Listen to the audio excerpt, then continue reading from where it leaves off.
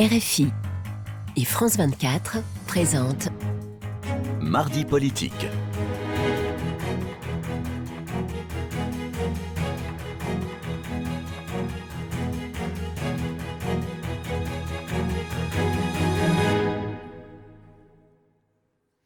C'est l'heure de Mardi politique sur France 24 et RFI. Bonsoir Frédéric Rivière.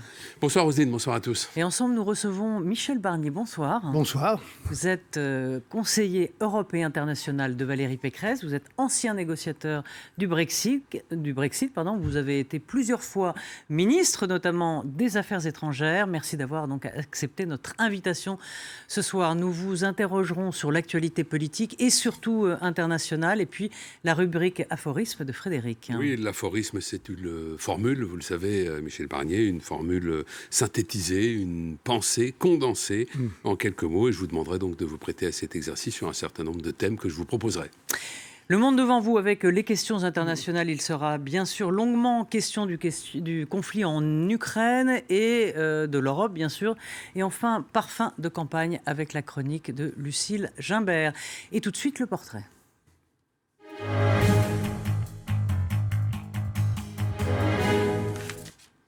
Michel Barnier, vous avez un petit air, dit-on, de Joe Biden en plus jeune, une allure et un peu de neige sur le toit, c'est-à-dire des cheveux blancs sur la tête, gage de sérieux et d'expérience sans doute.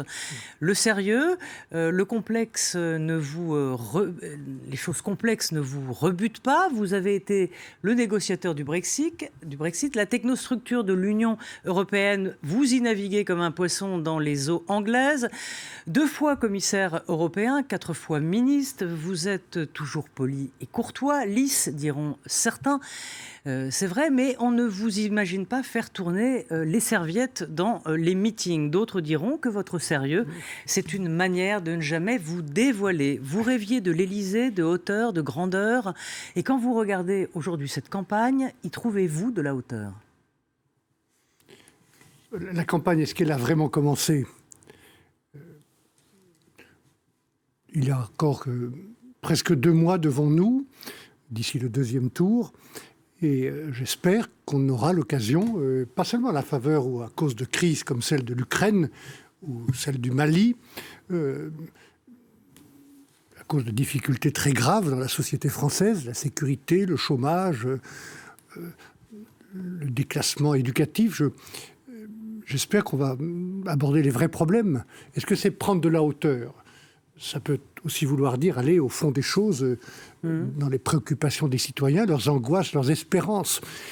En tout cas, la candidate que je soutiens, Valérie Pécresse, est à la hauteur, si je puis dire les choses comme je le pense, et c'est aussi pourquoi je la soutiens.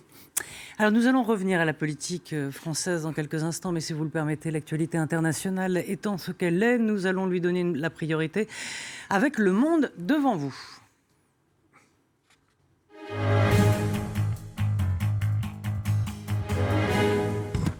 Alors Vladimir Poutine a reconnu hier l'indépendance des territoires séparatistes du Donbass. Emmanuel Macron condamne et demande des sanctions. Le président français avait tenté des médiations. Il s'est déplacé à Moscou et à Kiev il y a une dizaine de jours. Dans la nuit de dimanche à lundi, il annonçait avoir mis d'accord Biden et Poutine pour se rencontrer. Ce matin, Valérie Pécresse lui reproche un dialogue tardif, une diplomatie arrogante et solitaire. Qu'aurait-il fallu faire, en quelque sorte ? D'abord, un mot du climat dans lequel nous nous trouvons en raison de cette crise, qui est grave et qui peut encore être plus grave dans les jours qui viennent. Ce qui se passe au Mali, où près de 58 de nos soldats dans le Sahel ont été tués. Je pense que chacun doit s'efforcer une attitude de responsabilité, de dignité dans l'attitude qu'il a et dans les mots qu'il utilise. En tout cas, moi, je m'en tiendrai à cette attitude-là. Vous n'approuvez pas quand Valérie Pécresse dit qu'il y a eu de l'arrogance de la part du président ? Non, je vais revenir sur ce qu'elle a dit et que j'approuve parce que c'est ce que je pense. Elle n'a pas été agressive, elle a dit ce qu'elle pensait avec ce que je viens de vous dire, de l'esprit de responsabilité et de la dignité, parce que ça vaut pour nous, dans l'opposition, aussi longtemps que nous y sommes, dans les semaines qui viennent, jusqu'aux élections, et ça vaut pour la majorité, pour les ministres, qui doivent être aussi dans cette attitude de dignité, de responsabilité, ce qui n'est pas toujours le cas pour certains d'entre eux. Donc je vais m'en tenir à cette étude parce que je ne crois pas qu'il y ait beaucoup de place pour la polémique ou les petites polémiques politiciennes en ce moment, qui est grave. Moi, je ne vais pas critiquer les tentatives du président sortant, du président Macron, d'aller discuter avec M. Poutine ou de dialoguer avec M. Biden ou de rencontrer ses homologues européens. Je pense que toutes les tentatives de dialogue ont été utiles et restent utiles pour les temps qui viennent, même si le temps est grave. Est-ce que certaines de ces démarches de négociation ou de dialogue aurait pu être enclenchée plus tôt? Oui, je le pense. C'est ce qu'a dit Valérie Pécresse. Cette crise, elle date un peu d'avant Noël. Elle s'est aggravée depuis. Et je pense que ces médiations, ces tentatives de dialogue auraient dû intervenir plus tôt. Cela sans doute. Mais est-ce que cela aurait changé quelque chose, Michel Barnier? Je pense que... Et avant Noël, Emmanuel Macron n'était pas le président du Conseil de l'Union européenne. Oui, mais ça n'interdisait pas... ça ne donnait pas la même portée à ces interventions. Excusez-moi, pas plus que le chancelier Scholz qui prenait ses fonctions. Nous sommes... Mais au fond, Michel Barnier, ce que vous dites au fond, est-ce que c'est que dans un moment comme celui-là, où les enjeux sont extrêmement importants, il ne faut pas affaiblir la France en critiquant l'action du président de la République? Est-ce que c'est ce que vous dites? Et donc, au fond, une forme tout de même de reproche un peu indirect à Valérie Pécresse, qui peut-être n'aurait pas dû mettre en cause. Non, parce que ce qu'elle a dit, c'est exactement ce que je pense, c'est ce que j'essaye de vous dire, et j'aurais continué ma phrase si vous ne m'aviez pas interrompu. C'est parce que je voulais vous faire préciser. En précisant, parce que je suis assez précis, que je pense qu'il aurait dû faire ces démarches plus tôt, au mois de janvier, quand la crise s'aggravait visiblement, et qu'il aurait sans doute été préférable de tenter de les faire à plusieurs. Et par exemple d'aller voir M. Poutine avec le chancelier allemand, qui est important pour la Russie, comme d'ailleurs de dialoguer avec M. Biden. Voilà, je dis ça simplement comme des questions que je me pose, et le moment viendra de faire le bilan et de ce qui s'est passé pour l'Ukraine et pour la stabilité de notre continent, ce qui s'est passé au Mali, ce qui s'y passe et ce qui s'est passé dans d'autres régions du monde où nous avons observé, comment dirais-je les choses, si je le pense, la voix singulière de la France, et cette voix est singulière depuis le général de Gaulle, qui a justifié mon propre engagement quand j'étais plus jeune. Cette voix singulière est devenue de plus en plus solitaire. Voilà ce que je constate. Est-ce qu'aujourd'hui, à votre avis, il reste encore une place pour la diplomatie? Jusqu'au bout, je veux croire qu'on évitera un conflit plus grave que ce qu'il est là, depuis les décisions de M. Poutine de reconnaître ces deux républiques à l'est de l'Ukraine. Jusqu'au bout, je pense qu'on doit donner une chance à la négociation. Il faudra une sortie politique à cette crise, y compris pour M. Poutine. Et donc, qu'est-ce que c'est la sortie politique? C'est la proposition que Valérie Pécresse avait faite elle-même, je crois l'une des toutes premières.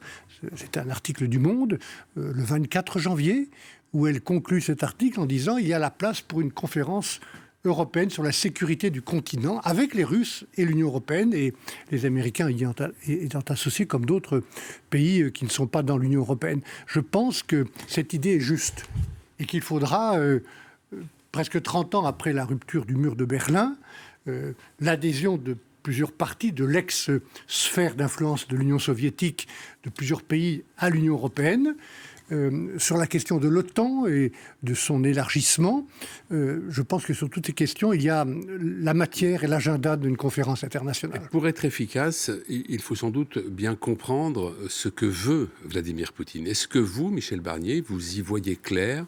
Vous comprenez les intentions, le projet du président russe? D'abord, je pense que M. Poutine désapprouve profondément l'attitude de ses prédécesseurs. Qu'il s'agisse de M. Gorbatchev ou de M. Yeltsin, il leur en veut d'avoir laissé se détricoter ou se démembrer l'ancienne Union soviétique et ce qu'il appelle de ses voeux, qui est la Grande Russie. Et effectivement, depuis 30 ans, on a vu la Russie revenir à ses dimensions du XVIIe siècle. Et je pense que du côté européen, je réponds en partie à votre question, on a sans doute sous-estimé le choc politique, culturel, économique que ce rétrécissement de la Grande Russie a provoqué. Et on l'a sans doute sous-estimé, notamment quand on a négocié avec l'Ukraine son accord d'association. Par ailleurs, M. Poutine, il a un problème avec la démocratie dans son pays et avec l'Union européenne, qui est précisément un pôle démocratique qui attire les regards, qui attire les espérances.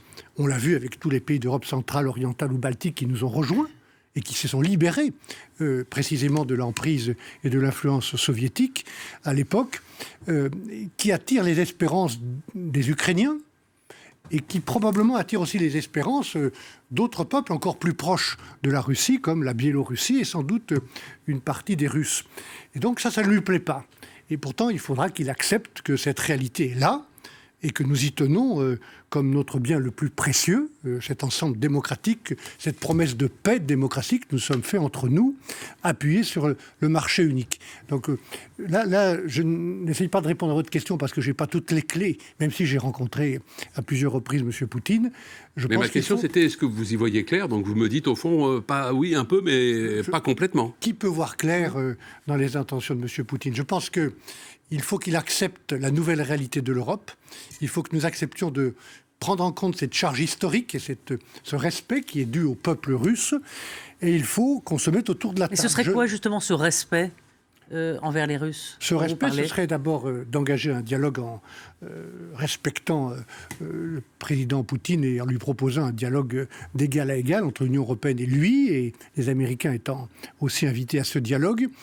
Et ça peut vouloir dire qu'on cherche ensemble, dans une conférence, l'agenda de stabilité, de sécurité, de garantie réciproque qu'on doit se donner. Et dans cet agenda, pour moi, il n'y a pas de question taboue, en particulier celle de la non-adhésion de l'Ukraine à l'OTAN. Alors, l'Europe annonce qu'elle va prendre des sanctions massives et robustes contre la Russie. Quelle qu'en soit la sévérité, pensez-vous qu'elle puisse être efficace? On a le sentiment parfois que Vladimir Poutine nous rayonnait sur les sanctions. Oui, je pense qu'il aurait tort de rire à notre nez. Dès l'instant où il n'y a pas d'intervention militaire, et on va encore voir ce qui se passe du côté de la Russie et des chars russes qui ne sont pas loin ou qui s'avancent, et puis de la riposte ou de la réponse de l'armée ukrainienne.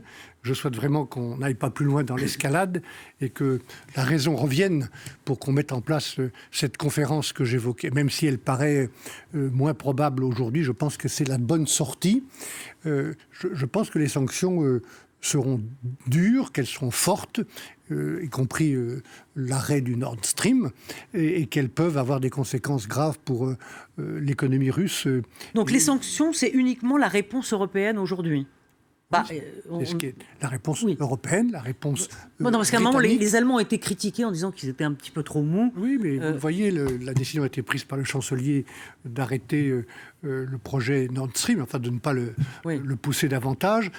Les Britanniques vont prendre des mesures. Ce n'est pas seulement la réponse européenne. Je dis les Britanniques, pays européens, mais qui ne sont plus dans l'Union européenne, et les Américains aussi prennent des sanctions, on l'a vu. Parce qu'ils suivent les Américains, les Anglais. Plutôt par solidarité pour les Anglais que pour l'Union européenne. Est-ce qu'ils les suivent? Est-ce qu'ils les accompagnent? En tout cas, sur le régime des sanctions, aussi longtemps que les Britanniques ont été là, nous avons agi ensemble. Et les Britanniques n'étaient pas les derniers à avoir de l'influence sur les régimes de sanctions. Qu'est-ce qui peut arrêter Vladimir Poutine s'il sait que aucun pays n'est prêt à verser une goutte de sang pour défendre l'Ukraine? Ce qui peut l'arrêter, c'est au-delà de ce qu'il souhaite, c'est-à-dire créer autour de lui cette zone de sécurité, de stabilité, d'influence de la Russie. Ce qui peut l'arrêter, c'est le coût que représente, court ou à moyen terme, un conflit qui provoquerait, s'il devait envahir l'Ukraine ou l'occuper en partie, quelque chose qui pourrait ressembler en Europe et pour lui à l'Afghanistan. Alors, il a tout de même lui aussi une arme assez massive, Vladimir Poutine. Si on lui impose des sanctions qu'il estime insupportables, il pourrait par exemple fermer le robinet de gaz à l'Europe. Or, on sait que le gaz en Europe est à 40% russe. Oui. Après, il faudra qu'il sache qu'il fait de son gaz. Mais c'est vrai, et vous posez un point très important qui est pour moi au cœur du projet européen, c'est notre indépendance. Et je pense qu'il y a beaucoup de leçons à tirer de ce conflit ou de ce risque de conflit avec l'Ukraine, dans nos rapports avec la Russie, mais aussi pour nous-mêmes. Et je pense qu'en anglais, on dirait que ce conflit sert un peu de wake-up call de signal d'alarme pour l'Union européenne sur ce que nous voulons être et la responsabilité que nous devons prendre d'être au-delà d'un grand marché, de devenir une puissance politique. Ça veut dire une puissance indépendante, autonome, libre. Et cette indépendance, elle passe par notre autonomie énergétique. Ça veut dire que le grand projet des Européens dans ce domaine devrait être de consommer moins, de diversifier nos approvisionnements et de produire plus, en particulier de l'énergie nucléaire. Alors, le secrétaire d'État aux Affaires européennes, Clément Beaune, a estimé dimanche que l'ex-premier ministre François Fillon s'était fait complice de Vladimir Poutine en rejoignant un grand groupe pétrochimique russe et avait demandé à Valérie Pécresse de clarifier sa position face à ce sujet. Peut-on en effet aujourd'hui s'interroger sur les problèmes que peuvent poser une situation de cette nature, un ancien Premier ministre de la France au service d'une grande entreprise dirigée par un ami de Vladimir Poutine? Est-ce que ça ne fait pas un peu de désordre? Écoutez, M. Fillon n'est plus dans l'action politique, il est dans le secteur privé. Moi, je suis son ami, j'ai été son ministre. Je n'approuve pas forcément le choix professionnel qu'il a fait, mais c'est sa responsabilité. Je trouve que cette déclaration de M. Beaune était insultante. Voilà. Et c'est tout ce que j'ai à dire sur ce sujet. Mais quand vous dites que vous n'approuvez pas forcément le choix, on peut quand même en effet se demander si ce qu'on appelle parfois un grand serviteur de l'État, quelqu'un qui s'est mis au service de la France, peut, sans qu'on se pose tout de même des questions sur des conflits de loyauté éventuels, se mettre ensuite au service d'une certaine manière d'une grande puissance étrangère qui se trouve en plus ne pas être, actuellement en tout cas, dans des dispositions très amicales à l'égard de la France. Oui, mais je n'ai pas d'autres commentaires à faire. Je trouve que je connais bien François Fillon, je suis sûr de sa loyauté, de sa capacité de défendre nos intérêts nationaux et de rester un citoyen engagé. Et je trouve que cette manière d'attaquer comme un coup bas, au moment même d'ailleurs où M. Macron essayait de nouer le dialogue. Vous pouvez aussi entendre que, compte tenu de la dernière campagne présidentielle, la moralité de François Fillon puisse être éventuellement interrogée. Oui, mais ce n'est plus le sujet d'aujourd'hui et je ne vois pas pourquoi, comme par un malin plaisir, vous y revenez maintenant en cherchant à me mettre en difficulté. C'est le secrétaire d'État aux Affaires européennes. Oui, j'ai trouvé sa déclaration insultante. Et voilà. Valérie Pécresse dit que le président de la République a en quelque sorte sermonné Clément Beaune en lui disant qu'il n'aurait pas dû faire ça. Vous avez des informations de confirmer je n'ai pas d'autres informations que ce qu'elle a dit elle-même. Et je pense que, si vous me permettez, la situation est suffisamment grave, et en Ukraine et en Europe, et pour les Français, pour qu'on puisse passer le temps qui nous reste sur autre chose. Alors justement, le président de la République a annoncé jeudi le retrait des troupes françaises du Mali. Ce scénario était-il évitable ? Je ne crois pas qu'il était évitable, compte tenu de l'attitude de la nouvelle junte au pouvoir, enfin la nouvelle, ils sont là depuis quelques mois désormais, au Mali, et de l'hostilité manifeste que cette junte exprime à l'égard du gouvernement actuel de la France. Est-ce qu'il y a une hostilité identique à l'égard de la France elle-même ? Il faudra vérifier ce point. En tout cas, il y a visiblement une incompatibilité totale qui s'est créée, qui s'est construite entre le gouvernement de notre pays et la junte ou les autorités actuelles du Mali, au point que je crois qu'il n'était pas évitable de quitter ce pays. Comme l'a dit François Hollande, là aussi, je pense qu'on aurait dû anticiper, puisque ça fait quand même beaucoup de mois que cette situation s'aggrave et qu'on aurait dû sans doute prendre la décision de quitter le Mali un peu plus tôt.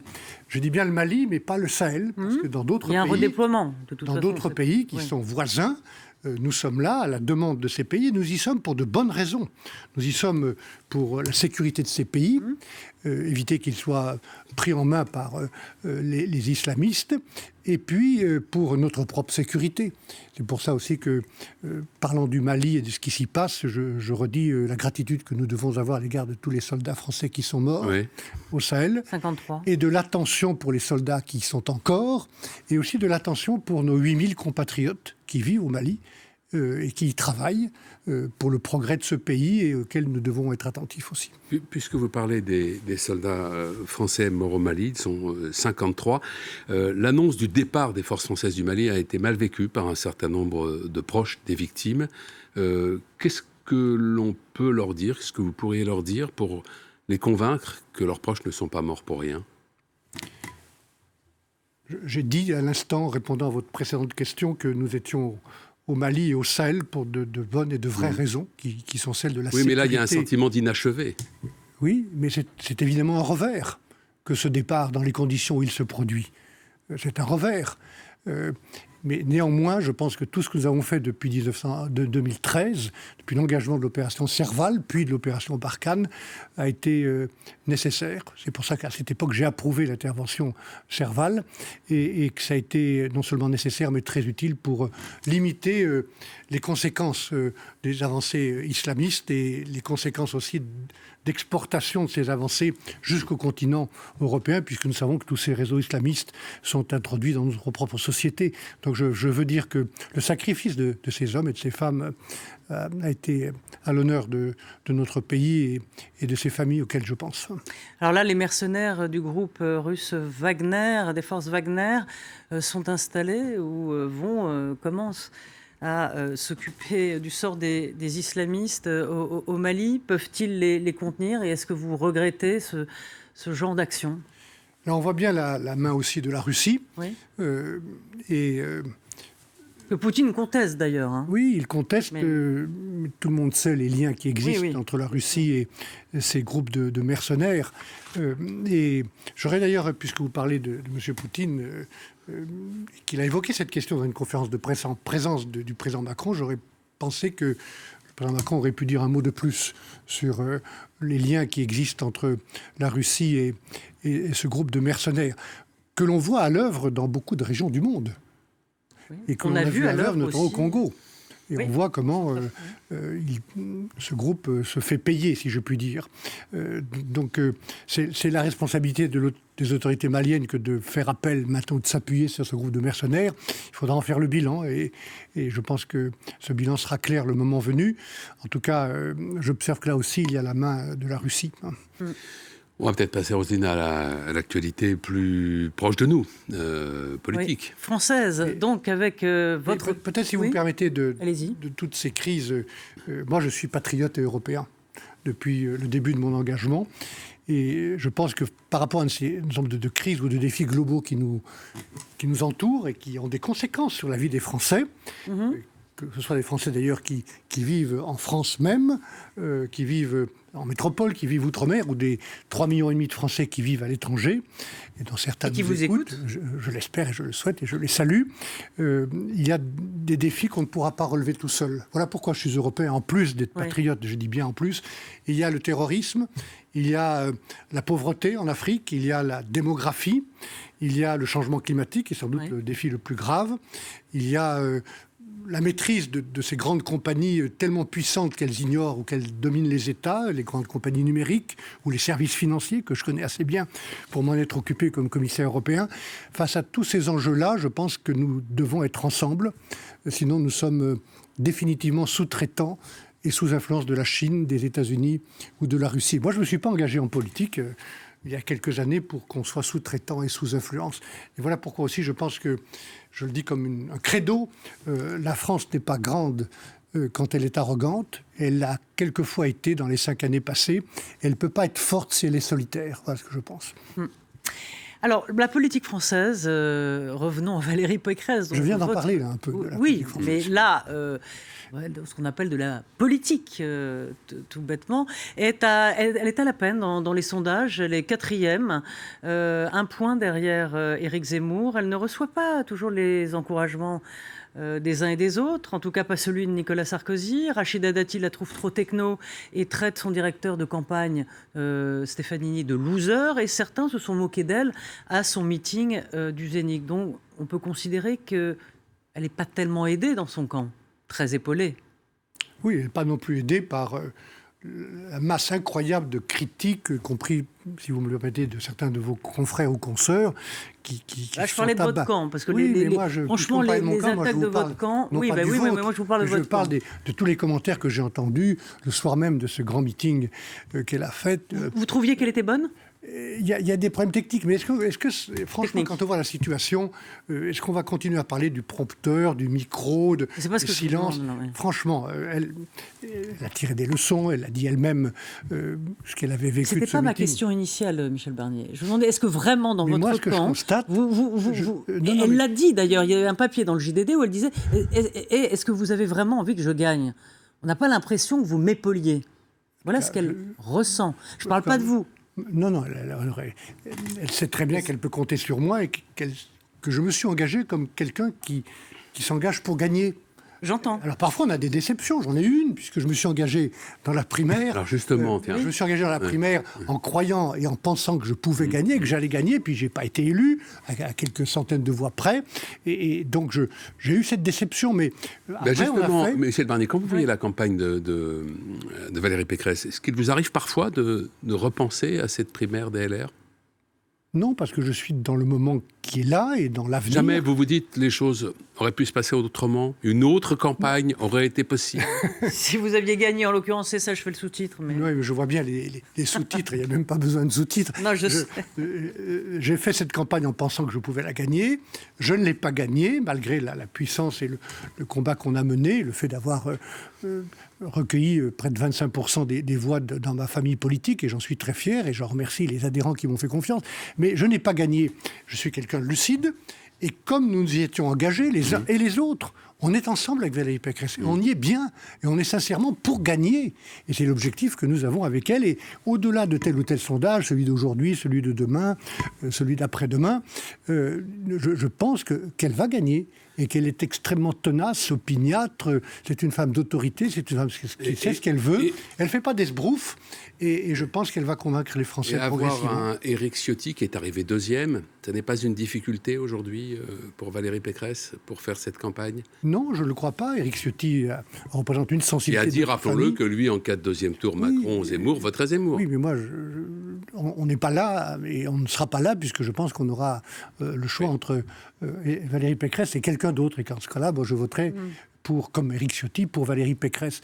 Non, je crois que c'est un atout, comme celui de Xavier Bertrand, comme celui de Philippe Juvin, et comme je le représente aussi avec ma propre sensibilité de patriote et d'Européen. On représente cette famille qui gagne quand elle ressemble à la France. Oui, mais... Excusez-moi de le rappeler. Et c'est le cas depuis le général de Gaulle. Toutes les sensibilités sont les bienvenues dès l'instant où la ligne est celle de Justement, vous ligne dites toutes les républicaine. sensibilités, Michel Barnier. Chez les Républicains, il y a la sensibilité, il y a les libéraux, il y a les centristes. Oui. Voilà, aujourd'hui, quand on écoute Valérie Pécresse, on a le sentiment que c'est plutôt la ligne Éric Ciotti, c'est-à-dire cette droite un peu Non, forte mais vous ne l'écoutez qui pas, l'emporte. vous ne l'écoutez pas ou complètement ou correctement, parce que quand vous lisez son projet, quand vous l'entendez dans son discours, celui dont nous parlions tout à l'heure, quand vous l'entendez au Canet ou en Vendée, elle développe son discours sur l'éducation, sur la santé, sur l'autorité de l'État, sur les entreprises, hier encore devant le MEDEF. Donc ce discours est très complet, il n'est pas seulement bloqué sur un sujet qui est un sujet d'inquiétude et de grande préoccupation pour les Français, leur propre sécurité. Et donc c'est l'addition, la synthèse de toutes ces lignes qu'elle présente, et c'est aussi pourquoi je suis avec elle. C'est la difficulté, c'est sa difficulté de faire justement la synthèse de toutes ces lignes. Oui, mais On le voit Nicolas bien. Sarkozy y était parvenu. Nicolas y compris- Sarkozy, grand absent d'ailleurs, y compris, entre nous. y Mais compris bon. entre les Français qui avaient voté oui et ceux qui avaient voté non en 2005, et c'est cela que nous voulons faire avec Valérie Pécresse. Alors, tout de suite, on passe à la séquence aphorisme avec Frédéric.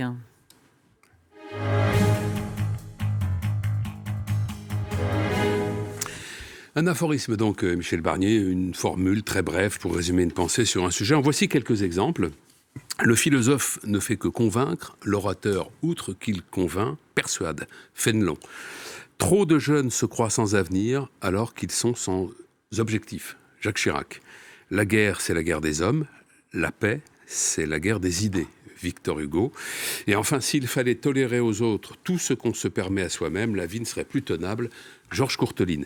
Voici donc quelques thèmes sur lesquels je vais vous demander d'improviser. Ça n'est pas simple, en effet, mais d'essayer d'improviser des aphorismes, à commencer. Il m'arrive d'aimer les choses complexes, vous savez. Eh bien, on l'a dit dès le début, On l'a dit. d'ailleurs. Ben oui. Roselyne l'a souligné dans son portrait. Pour commencer, évidemment, avec vous, l'Europe. L'Europe, c'est une promesse de paix et de démocratie qui a été respectée depuis 60 ans. Le gaullisme. Le gaullisme, c'est la fierté nationale, le sentiment national qui est à l'opposé du nationalisme. La diplomatie? D'être capable de faire des compromis dynamiques. Qu'est-ce que c'est un compromis dynamique, sans rentrer dans un long développement? C'est un compromis positif dans lequel chacun sort la tête haute et dans lequel personne n'est humilié. L'éloquence?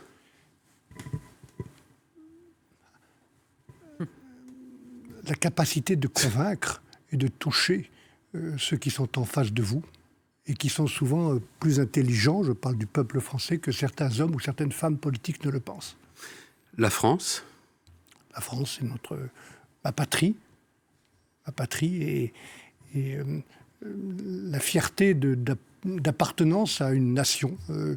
Voilà, ce pourquoi, en tout cas moi, je me suis engagé en politique, c'est la France. L'écologie. Je rappelle que vous avez été ministre de l'Environnement.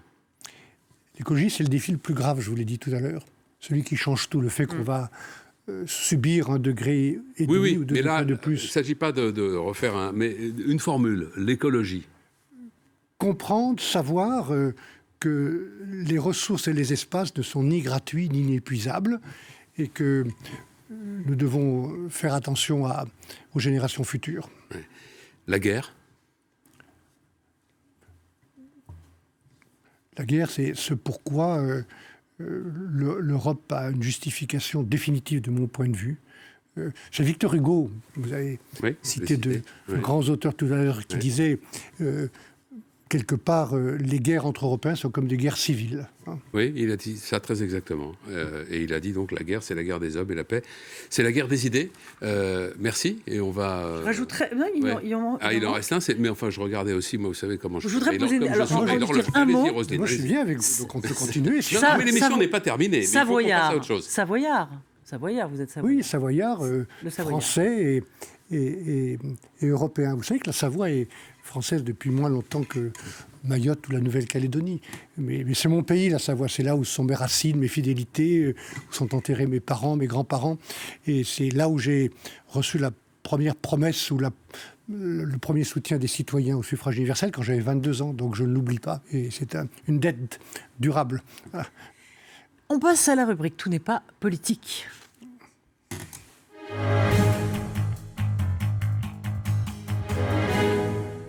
Voilà, l'idée, c'est de vous poser des questions, on va dire droit au but, et s'écarter un peu des sentiers de la politique pour mieux vous connaître. Alors, est-il vrai que votre mère disait que dans la vie, il ne faut jamais se retourner? Notamment quand on a subi un échec, par exemple. Ça me touche beaucoup, vous disiez cela, parce que c'est une belle phrase. Hein. Je ne sais pas où vous l'avez entendue, parce que je l'ai rarement prononcée ou rarement rappelée. Ma mère était une femme formidable. J'ai même eu le grand honneur... un des moments les plus émouvants de ma vie publique et privée, c'est de lui avoir remis la Légion d'honneur, qui lui avait été d'ailleurs donnée par un gouvernement de gauche et qu'elle avait reçue pour l'action qu'elle menait pour une cause qui était issue d'un problème familial, comme toujours chez ma mère, qui était la santé mentale. Et elle a présidé l'UNAFAM pendant 35 ans en Savoie. Une association des malades et amis de famille malades mentaux. Et elle a reçu cette Légion d'honneur qu'elle m'a demandé de lui remettre. Et un jour, avec mes 2 frères, on lui a proposé, qu'elle était dans une maison de retraite qu'elle avait choisie, et où elle est décédée d'ailleurs, de retourner dans notre maison familiale à Albertville. Et elle a dit non, je ne veux pas y retourner. Il ne faut jamais se retourner. Voilà, c'est une phrase qui m'a beaucoup marqué. Et je pense qu'il faut plutôt, quel que soit l'âge qu'on a, et j'ai un certain âge, regarder devant, parce qu'il y a tellement de défis, tellement de choses passionnantes. Il faut toujours rester curieux. C'était la grande qualité de ma mère. Jamais de regret. Pas de nostalgie, en tout cas. Jamais de nostalgie. La nostalgie des souvenirs. J'en ai, par exemple, nous sommes à 30 ans des Jeux Olympiques d'Albertville. Je lisais ce matin dans le Parisien un grand papier qui expliquait que 30 ans après, les traces positives étaient toujours là, et donc il faut avoir des souvenirs, mais pas de nostalgie. Oui, et comme dit l'autre, si on a peur de vieillir, le plus sûr, c'est de mourir jeune. Oui, mais vous avez des gens qui ont des cheveux blancs, non pas comme vous, mais comme moi. J'ai l'avantage, moi, qu'on ne les voit pas. Oui, des gens qui ont un certain âge, qui ont des idées neuves, et puis vous avez des jeunes qui ont de vieilles idées. Qu'est-ce qui vous fait rire, Michel Barnier? Qui me fait rire, mes enfants, hein, qui disent que quelquefois j'ai pas assez de sens de l'humour. Alors je leur ai dit que... Ça vous fait rire quand on vous dit que vous n'avez pas de sens de l'humour. Oui, ça me fait rire parce que c'est pas complètement vrai, c'est pas complètement faux, et je garde des marges de progrès, vous voyez, pour avoir de l'humour. Mes enfants et mes petits-enfants, oui. Et est-ce qu'il vous arrive de raconter des histoires drôles ? Rarement. Comme je pourrais vous en raconter quelques-unes qui datent de ma mère, précisément, avec Jacques Chirac, mais voilà, je ne vais pas vous embêter. Mais si elle est courte, allez-y. Non, mais non, parce que je viens de vous dire... j'ai quelques histoires drôles liées à des campagnes électorales, mais non, celles-ci sont un peu longues, voilà. D'accord. Si vous ne deviez plus lire qu'un écrivain et n'écouter qu'un musicien, quels seraient vos 2 choix ?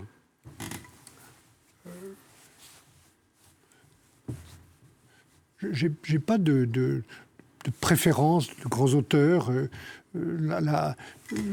J'essaye, avec mon épouse Isabelle, de vivre des moments musicaux ou de moments de culture toutes les semaines, au moins une fois ou 2. Par exemple, je suis allé voir Galota, qui est un chorégraphe, il y a quelques jours. Enfin, à la question, qu'est-ce que vous emmenez sur une île déserte ? Comme ça, spontanément, vous ne savez pas à quoi répondre. Je pourrais dire la Bible, mais ça serait un choix personnel. Ouais. Voilà.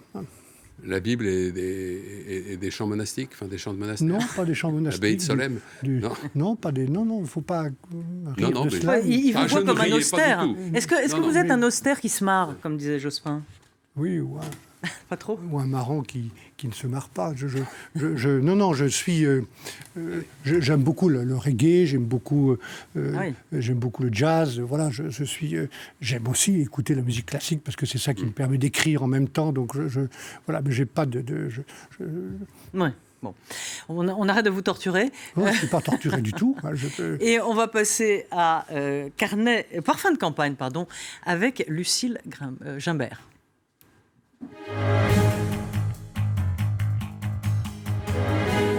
Bonsoir Lucille. Bonjour, bonsoir à tous les 3. Michel Barnier, les sondages depuis la semaine dernière ont illustré un phénomène que nous, reporters sur le terrain, constatons. C'est la porosité entre l'électorat LR et celui d'Éric Zemmour. Dans plusieurs enquêtes d'opinion, on l'a dit, le candidat d'extrême droite est passé devant Valérie Pécresse dans les intentions de vote. Et puis ceux qui font la campagne, qui sont dans les permanences, qui sont sur les marchés, nous en parlent. Les militants qui tractent pour Zemmour sont des anciens de chez nous, me disait par exemple la présidente d'une fédération en Île-de-France. Même son de cloche plus fort encore. Vendredi dernier, sur la Côte d'Azur, Valérie Pécresse était près de Nice et Cannes en meeting et en déplacement. Je vous propose d'ailleurs, dans ce sud-est, beaucoup de partisans d'Éric Ciotti, qui tient cette ligne la plus à droite chez LR, pensent à rejoindre Éric Zemmour. Certains ont franchi le pas. Je vous propose d'écouter une militante LR, Véronique, et une sympathisante LR de cette Côte d'Azur. Je fais un peu la campagne de Valérie Pécresse et il y en a beaucoup qui me disent, même qui étaient dans LR, on dit non, nous ça sera Zemmour et pas personne d'autre. Alors ça fait mal. Justement, par rapport à toute l'immigration, tout ça, comme je leur dis, mais elle a un programme aussi contre l'immigration. Moi j'attendais Éric Ciotti éventuellement, mais pas Pécresse. Elle n'a pas la carrure. Ce sera Zemmour, c'est sûr. Ce sera Zemmour parce qu'il est plus rassurant. Il va faire un grand nettoyage, d'après ce qu'il dit, un grand balayage. Et moi je suis pour le... Je ne suis pas contre les musulmans du tout, attention, mais je suis pour la sécurité. Alors Michel Barnier, est-ce qu'il y a en partie une hémorragie d'électeurs et de sympathisants LR vers Éric Zemmour ? Non, je ne le crois pas. Et vous parliez de la visite de Valérie Pécresse dans le Midi, où elle était reçue par Éric Ciotti, par Michel Tabarot, au Canet. Il y avait 3000 personnes, des salles très nombreuses, et tous les jours où elle fait des meetings, elle est accueillie par des foules très militante et très enthousiaste. Nous savons bien que c'est la stratégie d'Éric Zemmour. Mais moi, je ne vois pas comment des personnes qui, sincèrement, regardent la situation politique peuvent se dire que M. Zemmour fera ce qu'il dit. La question, c'est celle de l'efficacité. Cette militante disait, Valérie Pécresse a un programme. Oui, elle a un programme.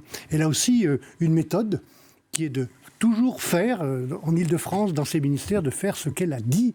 Et je sais qu'elle fera ce qu'elle dit aujourd'hui. Et si les Français, tentés par tel ou tel vote, je pense aussi aux électeurs qui nous ont quittés à l'époque pour aller voter pour M. Macron, et qui sont peut-être toujours tentés de M. Macron, constater les échecs de ce quinquennat constater les problèmes de notre pays. La question est de savoir qui va redresser la barre, qui va mener une politique pour changer les choses. Et moi, je pense que ce sera Valérie Pécresse. Pour tenter de retenir ceux qui hésitent, en tout cas, à aller vers Éric Zemmour, le rempart dont tous les cadres nous parlent, c'est Éric Ciotti, sa ligne très à droite. On l'a vu au Zénith, ça fait pencher à droite Valérie Pécresse. Est-ce que vous êtes à l'aise avec ces mots qui ont été employés? Est-ce que vous êtes à l'aise avec cette ligne d'Éric Ciotti? Mais écoutez, je ne vois pas de quoi vous parlez. Il n'y a pas de ligne d'Éric Ciotti. Il y a Éric Ciotti très actif, comme je le suis, comme Xavier Bertrand-Lay, comme Philippe Juvin. Nous étions engagés dans cette primaire. Nous sommes aux côtés de Valérie Pécresse et d'autres encore, comme Laurent Wauquiez ou comme Bruno Retailleau et Nadine Morano. Nous sommes tous ensemble et c'est une ligne qu'elle exprime en notre nom. Donc oui, je suis à l'aise, il n'y a aucun problème. Elle n'a pas besoin de recentrer un peu son discours? Elle s'adresse à tout le monde et j'espère que vous lui donnerez l'occasion, qu'on lui donnera l'occasion d'exprimer ce qu'elle pense sur le défi écologique, sur le défi éducatif, sur le système de santé, où elle s'est exprimée sur l'agriculture, dont le président de la République, quand il est allé à Strasbourg, n'a pas dit un mot. Il y a plein de sujets sur lesquels Valérie Pécresse présente un projet qui est susceptible de convaincre tout le monde. Et la question c'est, quel est le vote utile pour faire les choses, pour changer la situation, pour répondre aux attentes des Français? Moi, je pense que c'est son programme et c'est elle, en tant que Valérie Pécresse, oui.